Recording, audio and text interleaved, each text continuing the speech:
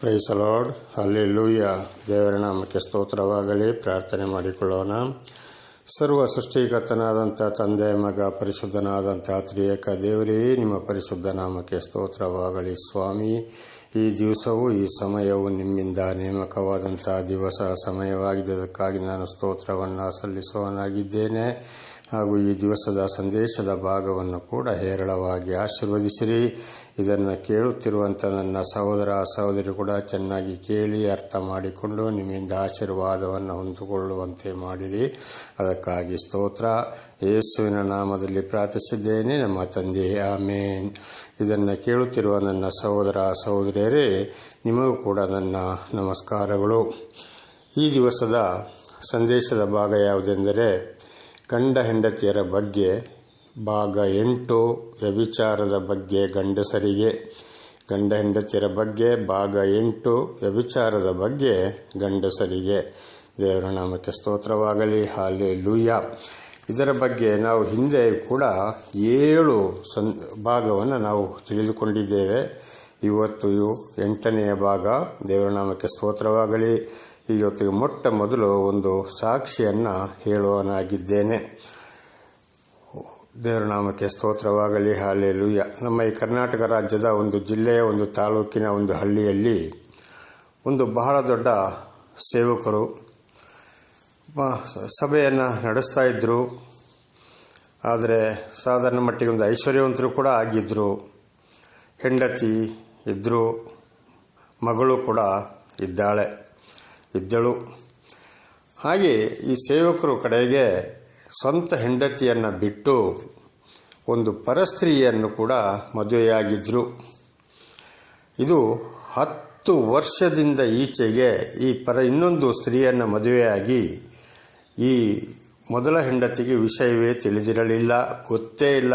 10 ವರ್ಷ ಬೇರೆ ಕಡೆಗೆ ಹೆಂಡತಿಯನ್ನು ಬಚ್ಚಿಟ್ಟು ಅಲ್ಲಿ ಸಭೆಯನ್ನು ನಡೆಸ್ತಾ ಇದ್ದರು. ಈ ಮನುಷ್ಯ ಒಂದು ದಿವಸ ಈ ಮೊದಲ ಮದುವೆಯಾದ ಹೆಂಡತಿ ಹೊರ ರಾಜ್ಯದಲ್ಲಿ ಒಂದು ವ್ಯಾಪಾರವನ್ನು ಮಾಡಿಕೊಂಡಿದ್ಲು. ಅಲ್ಲಿಗೆ ಗಂಡ ಹೋಗಿದ್ದಾನೆ.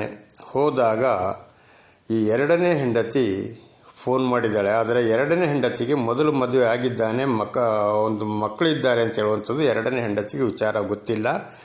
ನಾನೇ ಹೆಂಡತಿ ಎಂಬುದಾಗಿ ತಿಳಿದುಕೊಂಡಿದ್ಲು. ಈ ಗಂಡ ಬರದಿರುವಾಗ ಗಂಡ ಎಲ್ಲಿದ್ದಾನೆ ಎಂದು ಗೊತ್ತಿಲ್ಲದೆ ಈ 2ನೇ ಹೆಂಡತಿ ಫೋನ್ ಮಾಡಿದ್ಲು. ಫೋನ್ ಮಾಡಿದಾಗ ಅಲ್ಲಿ ಈ ಹೆಂಡತಿ ಮೊದಲ ಹೆಂಡತಿ ಜೊತೆಲಿದ್ದ ಆ ಹೆಂಡತಿ ಫೋನ್ ತೆಗೆದಿದ್ದಾಳೆ, ಮಾತನಾಡಿದ್ದಾಳೆ. ಆಗ 2ನೇ ಹೆಂಡತಿ, ಯಾರು ನೀವು ಅಂತ್ರಿ. ನಾನು ಇಂಥವರ ಹೆಂಡತಿ. ನೀವು ಹೆಂಡತಿಯಾ? ಹೌದು. ಆಗ ಅವರು ಮೊದಲು ಮದುವೆ ಆಗಿದ್ದಾರಾ? ಹೌದು. ನೀವು ಹೆಂಡತಿ? ಹೌದು. ಆಗ ಮೊದಲ ಹೆಂಡತಿ ಕೇಳಿದ್ದಾರೆ, ನೀವು ಯಾರು? ನಾನು ಹೆಂಡತಿ, ನಾನು ಮದುವೆ ಆಗಿಲ್ಲ ಅಂತೇಳಿ ನನ್ನ ಮದುವೆ ಆಗಿದ್ದಾರೆ, ನನ್ನ ಇಂಥ ಸ್ಥಳದಲ್ಲಿ ಇಟ್ಟಿದ್ದಾರೆ, 10 ವರ್ಷ ಆಯಿತು ಎಂಬುದಾಗಿ 2ನೇ ಹೆಂಡತಿ ಹೇಳಿದ್ದಾಳೆ. ಆವಾಗಲೇ ಈ ದೊಡ್ಡ ಹೆಂಡತಿಗೆ ಇವನು ಮಾಡಿದಂಥ ವಿಷಯಗಳು ಗೊತ್ತಾಗಿರೋದು. ಈ 2ನೇ ಹೆಂಡತಿಯು ಕೂಡ ಮೊದಲು ಮದುವೆ ಆಗಿದ್ದಾನೆ, ಹೆಂಡತಿದ್ದಾನೆ, ಮಕ್ಕಳಿದ್ದಾನೆ ಎಂಬುದಾಗಿ ಆಗಲೇ 2 ಹೆಂಡತಿಯು ಕೂಡ ಗೊತ್ತಾಗಿದೆ. ಅಲ್ಲಿ 10 ವರ್ಷ ಆಗಿದೆ.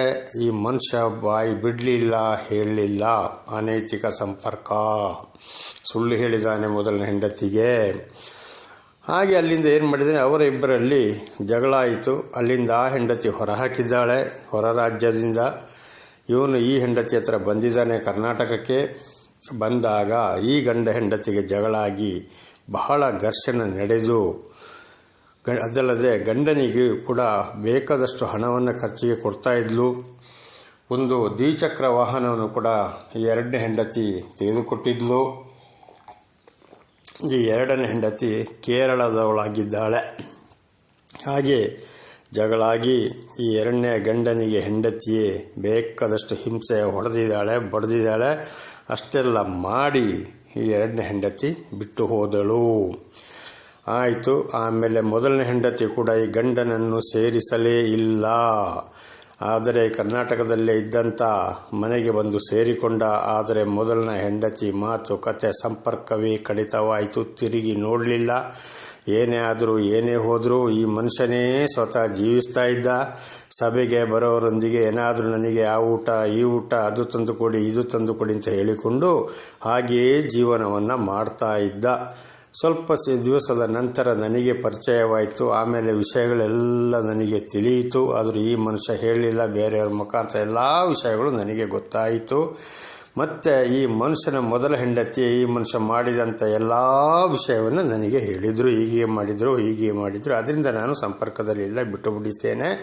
ಇಷ್ಟೊಂದು ದೊಡ್ಡ ಅನ್ಯಾಯವನ್ನು ಮಾಡಿದರು ಎಂಬುದಾಗಿ. ಕೊನೆಗೆ ಬಹಳ ಕಷ್ಟ ಸಂಕಟಗಳಿಗೆ ಗುರಿಯಾಗಿ ಕೂತಲ್ಲಿಂದ ಏಳಕ್ಕಾಗದೆ ನಾನಾ ಥರದ ಕಾಯಿಲೆ ಕಸಗಳು ಆಗಿ ಬಹಳ ಹಿಂಸೆಪಟ್ಟು ನಡೆಯೋಕ್ಕಾಗದೆ ಕೂತಲ್ಲಿಂದ ಏಳಬೇಕಾದ್ರೆ ಒಂದು ಕಡೆ ಹೋಗಬೇಕಾದ್ರೂ ಒಂದು ಗಾಡಿಗೆ ಹತ್ತಬೇಕಾದ್ರೂ ಕೈ ಹಿಡಿದು ಹತ್ತಿಸ್ಬೇಕು, ಬಸ್ಸಿಗೆ ಹಸ್ಬೇಕಾದ್ರೂ ಕೈ ಹಿಡಿದು ಹಸ್ಬೇಕು, ಇಳಿಸ್ಬೇಕು, ನಾನಾ ಥರದ ಭಯಂಕರ ಹಿಂಸೆ. ಆದರೂ ಈ ಮನುಷ್ಯ ಹೇಳ್ತಿದ್ದ, ನಾನು ವೈಟ್ ಮ್ಯಾನು, ನಾನು ಪರಿಶುದ್ಧ, ನನ್ನಲ್ಲಿ ಪವಿತ್ರಾತ್ಮ ಇದ್ದಾನೆ, ನನ್ನಲ್ಲಿ ಅಲ್ಲಿ ಮಾತಾಡ್ದ, ನನ್ನನ್ನು ದೇವರು ತಮಿಳುನಾಡಿಗೆ ಕಳಿಸಿದ, ಆಂಧ್ರಕ್ಕೆ ಕಳಿಸಿದ, ಒರಿಸ್ಸಕ್ಕೆ ಕಳಿಸಿದ, ಅಲ್ಲಿ ಮಾತಾಡ್ದ. ಈಗ ನಾನು ಇಷ್ಟು ಜನರಿಗೆ ದೀಕ್ಷಾಸ್ಥಾನವನ್ನು ಕೊಟ್ಟೆ, ಇಷ್ಟು ಜನರು ನನ್ನ ಕೈ ಕೆಳಗೆ ಇದ್ದಾರೆ, ಈಗೆಲ್ಲರೂ ನನ್ನನ್ನು ಕೈ ಬಿಟ್ಟಿದ್ದಾರೆ ಎಂಬುದಾಗಿ ಈ ಮಾತನ್ನೇ ಆಡ್ತಾ ಇದ್ದ ನನ್ನ ಸಹೋದರ ಸಹೋದರಿಯರೇ. ಕೊನೆಗೂ ಕೂಡ ಬಹಳ ಶಿಕ್ಷೆ ಬಂದು ಆಗಾಗ ಆಸ್ಪತ್ರೆ. ಆದರೆ ಕೊನೆಯ ಸಂದರ್ಭದಲ್ಲಿ ಮಗಳು ಕೈ ಹಿಡಿದಳು. ತಂದೆಯನ್ನು ಮಾತ್ರ ಮಗಳು ಬಿಡಲಿಲ್ಲ. ಕೊನೆಯ ಸಂದರ್ಭದಲ್ಲಿ ಮೊದಲನೇ ಹೆಂಡತಿ ಕೂಡ ಪ್ರೀತಿಸಬೇಕಲ್ಲ ಎಂಬುದಾಗಿ ಗಂಡನಿಗೆ ಸಹಾಯ ಮಾಡಲು ಪ್ರಾರಂಭ ಮಾಡಿದ್ಲು. ಬಹಳ ಹಿಂಸೆಪಟ್ಟು ಈ ಭೂಲೋಕದ ಜೀವನವನ್ನು ಅಂತ್ಯಗೊಳಿಸಿದ ದೇವರ. ಹಾಗೆ ನೋಡಿ, ಇದು ಕಾರಣ ವ್ಯಭಿಚಾರದ ಬಗ್ಗೆ. ಇಂಥವರು ಇವತ್ತು ಅನೇಕರು ಇದ್ದಾವೆ. ಇಂಥ ಅನಾಚಾರಗಳನ್ನು ಮಾಡಿಕೊಂಡು ತಿಳಿಯೋದು ಬೇಕಾದಷ್ಟು ಬೈಬಲನ್ನು ಓದಿ ತಿಳ್ಕೊಂಡು ಆಳವಾಗಿ ದೇವರನ್ನು ಅರ್ಥಕೊಂಡು ಈ ಒಂದು ವಿಷಯವನ್ನು ಕೂಡ ಮಾಡೋರಾಗಿದ್ದಾರೆ. ಬಹಳ ಶಿಕ್ಷೆಯನ್ನು ಅನುಭವಿಸುತ್ತಾರೆ. ಹಾಗೆ ಇವತ್ತು ಅನೇಕರು, ಇದೊಂದು ಉದಾಹರಣೆ ಮಾತ್ರ, ನಿನ್ನೆ ಕೂಡ ಒಂದು ಉದಾಹರಣೆಯನ್ನು ಕೊಟ್ಟಿದ್ದೇನೆ. ಹಾಗೆ ಬಹಳ ವಿಚಾರದಲ್ಲಿ ಅನೇಕರು ಇದ್ದಾರೆ, ಕಾಣಬಹುದು. ಆದ್ದರಿಂದ ಬಹಳ ಎಚ್ಚರವಿರಬೇಕು. ಅದಕ್ಕೆ ಜ್ಞಾನೋಕ್ತಿ ಗ್ರಂಥದಲ್ಲಿ ನಿನ್ನ ಸ್ವಂತ ಕೊಳದ ನೀರನ್ನು ಮಾತ್ರ ಸೇವಿಸುವುದಾಗಿ ನಿನ್ನೆ ಕೂಡ ನಾವು ಇದನ್ನು ತಿಳಿದುಕೊಂಡಿದ್ದೇವೆ. ಆದ್ದರಿಂದ ಬಹಳ ಎಚ್ಚರ. ಯಾವುದೇ ಕಾರಣಕ್ಕೆ ಏನೋ ಸ್ವಲ್ಪ ಸಣ್ಣ ಪುಟ್ಟ ಮನಸ್ತಾಪಗಳು ಬರ್ಬೋದು, ಏನೇ ಆಗ್ಬೋದು. ಗಂಡ ಹೆಂಡತಿ ದೂರ ಆಗಬಾರದು, ಅನೈತಿಕ ಸಂಪರ್ಕಕ್ಕೆ ಹೋಗಬಾರದು, ಬಹಳ ಶಿಕ್ಷೆಯನ್ನು ಅನುಭವಿಸಬೇಕಾಗುತ್ತದೆ. ಎರಡನೇದಾಗಿ ಒಂದು ಸಾಕ್ಷಿಯನ್ನು ಹೇಳ್ತಾ ಇದ್ದೇನೆ. ಮತ್ತೊಂದು ಕಡೆ ಕರ್ನಾಟಕ ರಾಜ್ಯದ ಒಂದು ಜಿಲ್ಲೆಯಲ್ಲಿ ಒಂದು ಪಟ್ಟಣದಲ್ಲಿ ನಾನು ಒಂದು ಸಲ ಸಾಕ್ಷಿ ಕೊಡಲು ಹೋಗಿದ್ದೆ. ಆಗ ಅಲ್ಲಿ ಒಂದು ಸೇವಕರು ನನಗೊಂದು ಪ್ರಶ್ನೆಯನ್ನು ಮಾಡಿದರು. ನನಗೊಬ್ಬರು ಸೇವಕರು ಹೇಳಿದರು, ಅಬ್ರಹಾಮನು 3 ಹೆಂಡತಿ ಮಾಡ್ಕೊಂಡಿದ್ದಾನೆ, ನಾನು ಯಾಕೆ 3 ಹೆಂಡತಿ ಮಾಡ್ಕೊಳ್ಬಾರ್ದು ಅಂತೇಳಿ ಒಂದು ಸೇವಕರು ನನಗೆ ಪ್ರಶ್ನೆ ಹಾಕಿದರು. ಬ್ರದರ್, ನೀವು ಏನು ಹೇಳುತ್ತೀರಾ ಎಂಬುದಾಗಿ ನನಗೆ ಅವರು ಪ್ರಶ್ನೆ ಮಾಡಿದರು. ನಾನು ಮಾಡ್ಕೊಂಡಿದ್ದು 2, ಅಬ್ರಹಾಮನು 3 ಮಾಡಿಕೊಂಡ, ನನಗೆ ಯಾಕೆ ನಾನು 2 ಮಾಡ್ಕೊಂಡಿದ್ದೇನೆ, ಯಾಕೆ ಮಾಡಬಾರ್ದು ಎಂಬುದಾಗಿ, ಇದಕ್ಕೆ ನೀವು ಏನು ಹೇಳ್ತೀರಾ ಎಂಬುದಾಗಿ ಆ ಸೇವಕರು ನನಗೆ ಪ್ರಶ್ನೆ ಮಾಡಿದರು. ಆವಾಗ ನೋಡಿ ಹೇಗಿರ್ಬೋದು, ಅಬ್ರಹಾಮನು 3 ಹೆಂಡತಿಯನ್ನು ಮಾಡಿಕೊಂಡ್ರೆ ಆಗ ದೇವರು ಈ ದಶಾಜ್ಞೆಗಳನ್ನು ಕೊಟ್ಟಿರಲಿಲ್ಲ.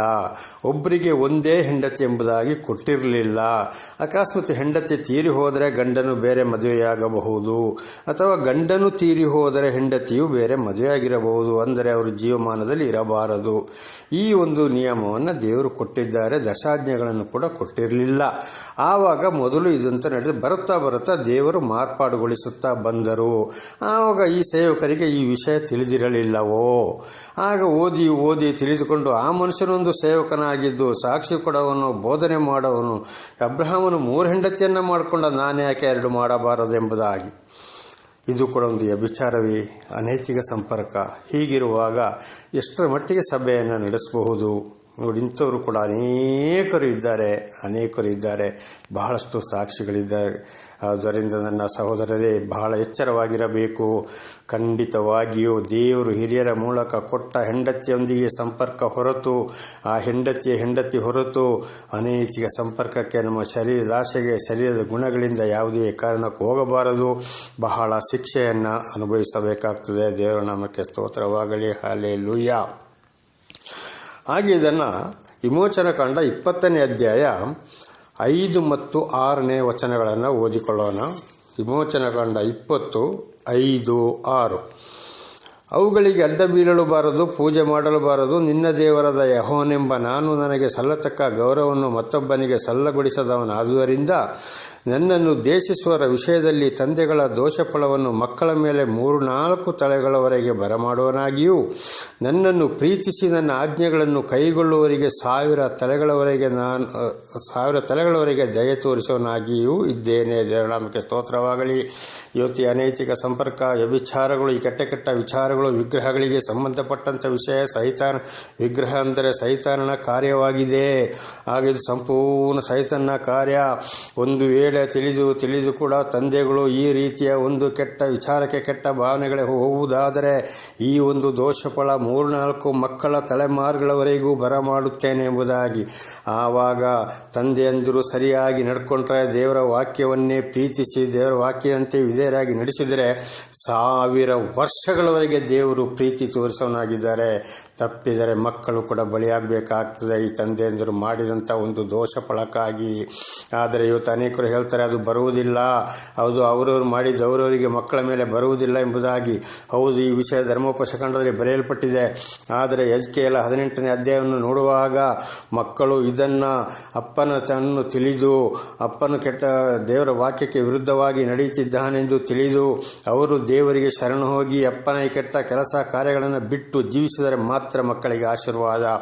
ಒಂದು ವೇಳೆ ಮಕ್ಕಳು ಸುಮ್ಮನಿದ್ದರೆ ಈ ತಂದೆಯ ದೋಷಫಲ ಮಕ್ಕಳ ಮೇಲೆ ಖಂಡಿತವಾಗಿ ಬರುತ್ತದೆ ಎಂಬುದಾಗಿ ಎಜ್ಕೇಲ 18ನೇ ಅಧ್ಯಾಯದಲ್ಲಿ ನಾವು ಇದನ್ನು ಓದಿಕೊಳ್ಳಬಹುದು. ಆದ್ದರಿಂದ ಇವತ್ತು ಮಕ್ಕಳ ಒಂದು ಆಶೀರ್ವಾದಕ್ಕೂ ಕೂಡ ತಂದೆಗಳೇ ಕಾರಣರಾಗುತ್ತಾರೆ. ಆದ್ದರಿಂದ ಖಂಡಿತವಾಗಿ ನಾವು ಎಚ್ಚರವಿದ್ದು ಬಹಳ ಎಚ್ಚರವಾಗಿರಬೇಕು. ಮಕ್ಕಳಿಗೂ ಕೂಡ ಈ ಶಾಪ ಹೋಗುವ ಹಾಗೆ ಮಾಡಬಾರದು.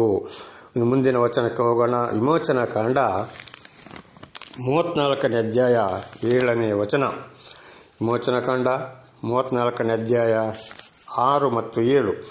ಯೆಹೋವನು ಮೋಶೆ ಎದುರಾಗಿ ಹೋಗುತ್ತಾ ಪ್ರಕಟವಾಗಿ ಹೇಳಿದ್ದೇನೆಂದರೆ, ಯೆಹೋವ ಕನಿಕರವೂ ದಯೆಯೂ ಉಳ್ಳ ದೇವರು, ದೀರ್ಘಶಾಂತನು, ಪ್ರೀತಿಯೂ ನಂಬಿಕೆಯುಳ್ಳವನು, 1000 ತಲೆಗಳವರೆಗೂ ದಯೆ ತೋರಿಸುವವನು, ದೋಷ ಅಪರಾಧಗಳನ್ನು ಕ್ಷಮಿಸುವವನು, ಆದರೂ ಅಪರಾಧಗಳನ್ನು ಶಿಕ್ಷಿಸದೆ ಬಿಡದವನು, ತಂದೆಗಳ ದೋಷ ಫಲವನ್ನು ಮಕ್ಕಳ ಮೇಲೆ 3-4 ತಲೆಗಳವರೆಗೆ ಬರಮಾಡುವವನು ಎಂಬುದೇ.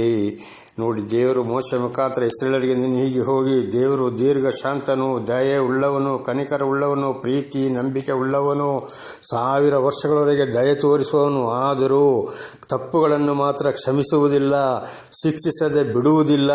ಅದು ಮಾತ್ರ ಅಲ್ಲ, ತಂದೆಗಳ ದೋಷ ಫಲವನ್ನು ಮಕ್ಕಳ ಮೇಲೆ 3-4 ತಲೆಮಾರುಗಳೊಳಗೆ ಬರಮಾಡುವನು ಎಂಬುದಾಗಿ ಬಹಳ ಎಚ್ಚರಬೇಕು. ನನ್ನ ಸಹೋದರರೇ, ನಾವು ಮಾಡಿದ ಒಂದು ವೇಳೆ ಅಂತ ತಪ್ಪುಗಳನ್ನು ಮಾಡಿದ್ದರೂ ಕೂಡ ಕ್ಷಮೆ ಯಾಚಿಸಿ ದೇವರಲ್ಲಿ ಹಿಂದಿರುಗಿ ಬರೋಣ.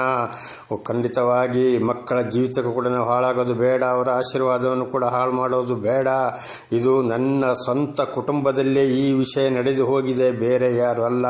ಬೇರೆ ಅನೇಕ ನಾವು ಇವತ್ತು ನೋಡಿದ್ದೇನೆ, ನೋಡುತ್ತಲೇ ಇದ್ದೇನೆ, ಹೇಳಿದರೂ ಮಾತುಗಳನ್ನು ಕೇಳುವುದಿಲ್ಲ. ಇಲ್ಲ ಅಂತ ಹೇಳ್ತಾ ಇದ್ದಾರೆ. ನನ್ನ ಸ್ವಂತ ಕುಟುಂಬದಲ್ಲಿ ನಡೆದು ಹೋಗಿದೆ.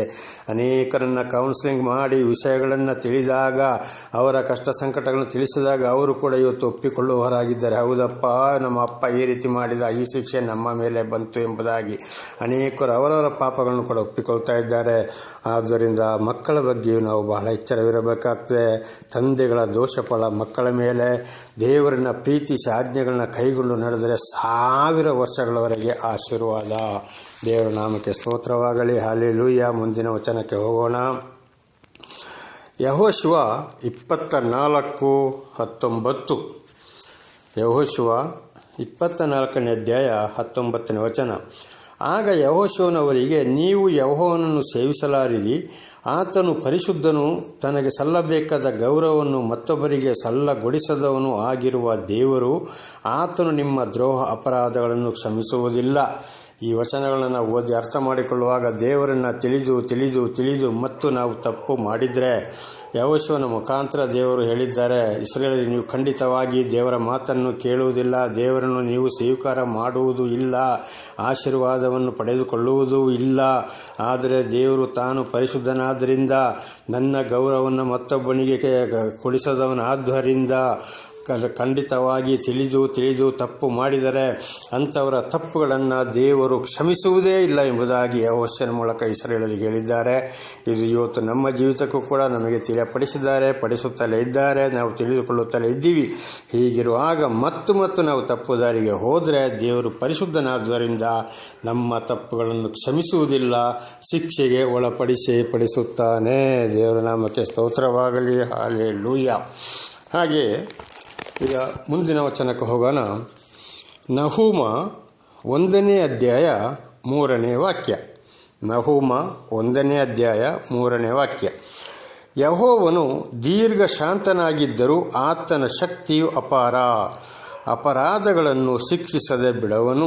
ದೇವರಿಗೂ ಶಾಂತಿ ಇದೆ, ಸಮಾಧಾನ ಇದೆ, ದೀರ್ಘ ಶಾಂತಿ. ಇವತ್ತಲ್ಲ ನಾಳೆ ನನ್ನ ಮಾತನ್ನು ಕೇಳಬಹುದು, ಪಶ್ಚಾತ್ತಾಪ ಪಡಬಹುದು, ನನ್ನ ದಾರಿಗೆ ಬರಬಹುದು, ಇವರ ಕೆಟ್ಟ ವಿಚಾರಗಳನ್ನು ಬಿಡಬಹುದು ಎಂಬುದಾಗಿ ದೇವರು ದೀರ್ಘ ಶಾಂತಿ.